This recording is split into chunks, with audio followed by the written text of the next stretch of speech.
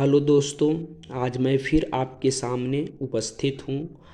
आज मैं बीपीएससी निबंध की तैयारी कैसे करें और बीपीएससी में किस प्रकार के निबंध पूछे जा सकते हैं, इसी को लेकर मैं कुछ बतलाने जा रहा हूँ। अगर देखा जाए तो बीपीएससी में निबंध पूरी तरह से एकदम नया सिलेबस में शामिल हुआ है, क्योंकि इससे पहले ऑप्शनल की परीक्षा होती थी। हालांकि धीरे धीरे हम देख रहे हैं कि जितने भी स्टेट पीसीएस की एग्ज़ाम हो रही है उसमें निबंधों को शामिल करने का ट्रेंड है, क्योंकि यूपी पीसीएस में भी निबंध पूछे जाते हैं और वहाँ भी हाल ही में यह सूचित किया गया है कि ऑप्शनल को हटा दिया गया है। जबकि इसके पहले राजस्थान पीसीएस और एमपी पीसीएस में भी ऑप्शनल की एग्ज़ाम नहीं होती है, बल्कि वहाँ जीएस का ही एग्ज़ाम होता है मेंस में। बीपीएससी में भी इस बार ऑप्शनल को हटा दिया गया है। अब निबंध का यदि हम ट्रेंड देखें तो निबंध का पहले का तो कोई इतिहास रहा ही नहीं है, इसलिए जहाँ जहाँ निबंध का एग्ज़ाम पीसीएस में हो रहा है उसी के निबंधों को हम आधार बना सकते हैं। तो सबसे पहली बात हम यूपी पीसीएस की बात करते हैं। यूपी पीसीएस में 2018 से निबंध को शामिल किया गया। इसके पहले वहाँ भी निबंध का एग्ज़ाम नहीं होता था, जबकि यूपी पीसीएस में पहले से ही निबंध शामिल है। तो मैंने पिछले वीडियो में यूपीएससी के कुछ निबंधों को आपके सामने बतलाया था। आज मैं यूपी पीसीएस पिछले 2-3 वर्षों में जो वहाँ निबंध पूछे गए हैं, एक एक कर मैं उस निबंधों को आपके सामने लेकर आया हूँ, इसलिए आप इसको ध्यान से सुनिएगा। यूपी पीसीएस 2022 में कुछ निबंध पूछे गए हैं, जिसमें उत्कृष्ट साहित्य के नए मानक, यानी इस निबंध में जो डिमांड है कि साहित्य की जो रचना होती है उसमें हम अच्छे साहित्य के लिए क्या क्या मानक हो सकते हैं, यही इस निबंध का डिमांड है, इसी को फुलफिल करना है। दूसरा निबंध है द्विखंडी व्यक्तित्व में बटी नारी, यानी नारी के जो व्यक्तित्व है उसको 2 भागों में आजकल बांटकर देखा जा रहा है, उसी पे हमको निबंध लिखना है। तीसरा निबंध है बेरोजगारी निवारण में शिक्षा की भूमिका। जैसा कि आपको पता है कि भारत में एक बहुत बड़ी समस्या बेरोजगारी की है। क्या बेरोजगारी में शिक्षा भूमिका निभा सकता है, और वह शिक्षा का स्वरूप कैसा होना चाहिए, जिसमें हम सिर्फ विश्वविद्यालय शिक्षा पर बात नहीं करनी है, बल्कि इसमें शिक्षा का स्वरूप में जितने आयाम हो सकते हैं और उस आयाम के माध्यम से क्या वास्तव में बेरोजगारी को दूर किया जा सकता है, इन सभी आयामों को इसमें शामिल करना है। अगर हम खंड ख के निबंधों की बात करें तो उसमें इस प्रकार के निबंध है, जैसे अंध औद्योगिकरण पर्यावरण प्रदूषण का स्रोत है। भारत में वायु प्रदूषण, जल प्रदूषण, मिट्टी प्रदूषण एवं ध्वनि प्रदूषण की समस्या भयावह स्थिति में है। खासकर वायु प्रदूषण की समस्या आए दिन हमें देखने को मिलती है। जैसे ही ठंड का मौसम आता है हम देखते हैं कि दिल्ली में प्रदूषण की स्थिति एकदम खतरनाक हो जाती है। इसलिए जो नए औद्योगिकरण की नीति आ रही, क्या उस औद्योगिकरण के कारण ही पर्यावरण में प्रदूषण बढ़ रहा है, इन सभी आयामों को इसमें शामिल करना है। भारतीय अर्थव्यवस्था में कृषि की भूमिका। कृषि पीसीएस और यूपीएससी दोनों जगह काफ़ी इम्पोर्टेंट टॉपिक है। हम बीपीएससी जीएस में भी देखते हैं कि कृषि से हमेशा प्रश्न पूछे जाते हैं। अगर हम जीएस को अच्छे तरीके से पढ़ चुके हैं, खासकर कृषि टॉपिक को, तो हम देखेंगे कि निबंध में भी उसकी भूमिका काफ़ी महत्वपूर्ण हो जाती है और हम यह निबंध को काफ़ी अच्छे तरीके से लिख सकते हैं। यदि कृषि को में शामिल जितने भी आयाम हैं, खासकर रिपोर्ट, डाटा, फैक्ट, इसमें डाल सकते हैं, तभी निबंध आकर्षक होगा। और इसी में तीसरा निबंध है बढ़ती क्षेत्रीयता और राष्ट्रीय एकता। जैसा कि हमें देखते हैं कि क्षेत्रवाद की भावना आए दिन काफ़ी चर्चा में रहता है।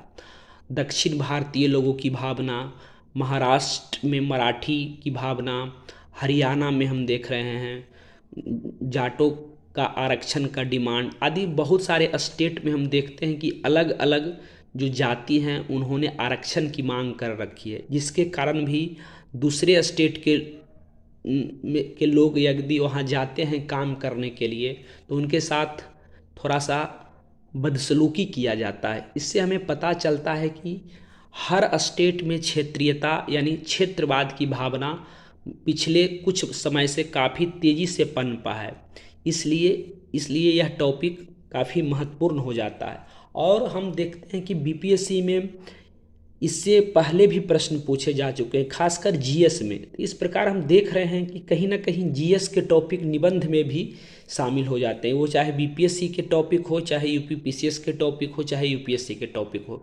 कहीं ना कहीं सभी एक दूसरे के समतुल्य हो जाते हैं और एक दूसरे से मिल भी जाते हैं। इसलिए हम सारे निबंधों को यदि एक जगह संग्रहित कर ले और कुछ जो प्रमुख हैं जो तीनों जगह पूछे जा चुके हैं, या तो जीएस में हो या तो निबंध में हो, उनको यदि हम अच्छे तरीके से तैयार कर लेते हैं तो निबंध हमारा काफ़ी अच्छा हो जाएगा। अगर हम बात करें तो फिर एक निबंध पूछा गया है जनधन योजना, जो कि हाल ही में 2014 में नरेंद्र मोदी सरकार द्वारा लाया गया था। जनधन योजना गरीबों का सारथी कैसे है? जल संरक्षण के लिए नदी संयोजन आज की मांग।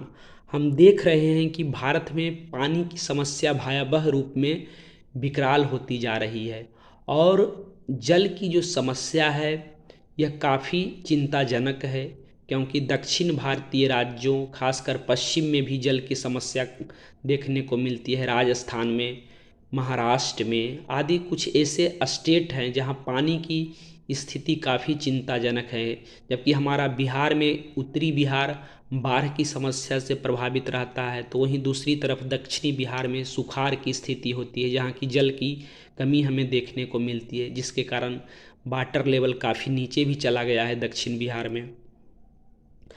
और जल संरक्षण का यदि बात करें तो साइंस एंड टेक्नोलॉजी में भी जल संरक्षण का टॉपिक काफ़ी महत्वपूर्ण है और बीपीएससी में जल संरक्षण से संबंधित प्रश्नों को साइंस एंड टेक्नोलॉजी में पूछा जा चुका है।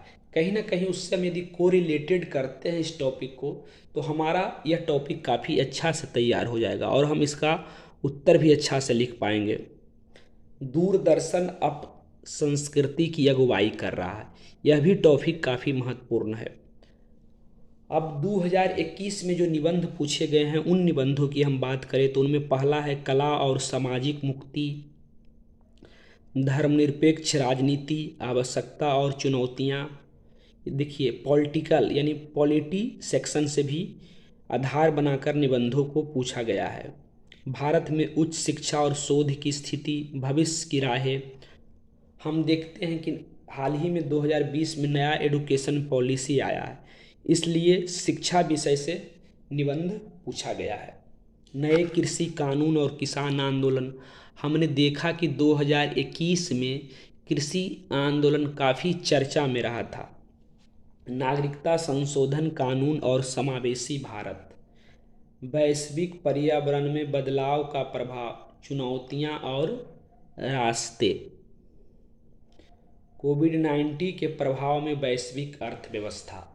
इस प्रकार निबंध का एक ट्रेंड यह भी है कि जो कुछ प्रमुख टॉपिक है पिछले एक साल में चर्चा में रहा है, वो चाहे राजनीतिक गतिविधियां हो या साहित्यिक से संबंधित कुछ विषय हो या फिर पॉलिटिकल इशू हो या फिर कृषि वगैरह कोई बिल हो आदि, जो भी चर्चा में रहा है उससे निबंध पूछने का ट्रेंड यूपीपीसीएस में है और निश्चित है कि बिहार में भी उसी प्रकार के निबंध पूछे जाएंगे। इसलिए हमारा सबसे पहला काम ये है कि जितने भी निबंध पूछे गए हैं उन निबंधों को खासकर हम एक एक बार लिखने का प्रयास करें और आपको इसमें कुछ विशेष करने की ज़रूरत भी नहीं। आप जो जीएस में लिखते आए हैं उसी प्रकार से निबंध भी लिखे जाते हैं। हाँ, इतना हमें ध्यान रखना है कि निबंध का जो टॉपिक है वह किस प्रकार का है। यदि जीएस से रिलेटेड टॉपिक है तो आप जीएस टाइप से ही उसका आंसर लिख सकते हैं और वह निबंध को थोड़ा सा बढ़ाकर हम 1000 शब्दों में कर दें, जबकि जीएस में उसका मतलब काफ़ी छोटा होता है, वहाँ 400 शब्द में ही लिखना होता है। लेकिन हाँ, ये बात तो ज़रूर है कि आप जीएस में भी पढ़ते हैं तो 1000 शब्द 1200 शब्द में पढ़ने का निश्चित ही ट्रेंड रहता है। तो इसलिए हमको आप दिक्कत ही नहीं होनी चाहिए ना, कि क्यों हम मतलब कोई नया टॉपिक जब है ही नहीं तो हमें डरने की क्या बात है।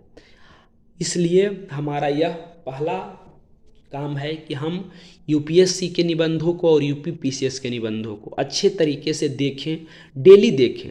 डेली देखने से आपको ये पता चल जाएगा, आपको सारे टॉपिक्स याद हो जाएंगे, और आप जो भी आप सोर्स पढ़ेंगे तो आपका ध्यान हमेशा यह जाएगा ये टॉपिक वहाँ मैंने देखा था, और आप लिंक अच्छे तरीके से कर पाइएगा।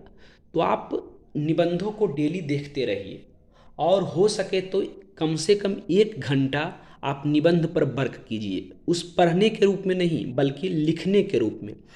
क्योंकि निबंध में सबसे पहली प्राथमिकता होती है कि आपका निबंध जो है धारा प्रवाह होनी चाहिए, शब्दों का लय नहीं टूटना चाहिए। यदि शब्द का लय टूट जाता है तो निबंध को पढ़ने में अच्छा नहीं लगता है। इसलिए आप जब भी लिखें तो आपका हमेशा ध्यान होनी चाहिए कि वह निबंध लयबद्ध हो, एक वाक्य दूसरे वाक्य से कोरिलेटेड होना चाहिए, यानी ऊपर का लाइन नीचे के लाइन से संबंधित हो। जब भी आप लिख रहे हैं तो धारा प्रवाह ना टूटे, ये हमेशा ध्यान रखना है। आप देखिएगा कि आपका निबंध काफ़ी सारगर्भित होगा और एग्जामिनर को भी पढ़ने में काफ़ी अच्छा लगेगा।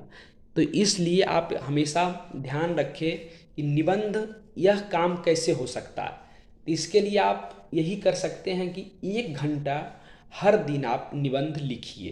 बिना लिखे हुए निबंध अच्छा हो ही नहीं पाएगा। आप कितना भी पढ़ लीजिएगा, लेकिन जब तक आपका लिखने का प्रैक्टिस नहीं रहता है तब तक आप निबंध नहीं लिख पाइएगा।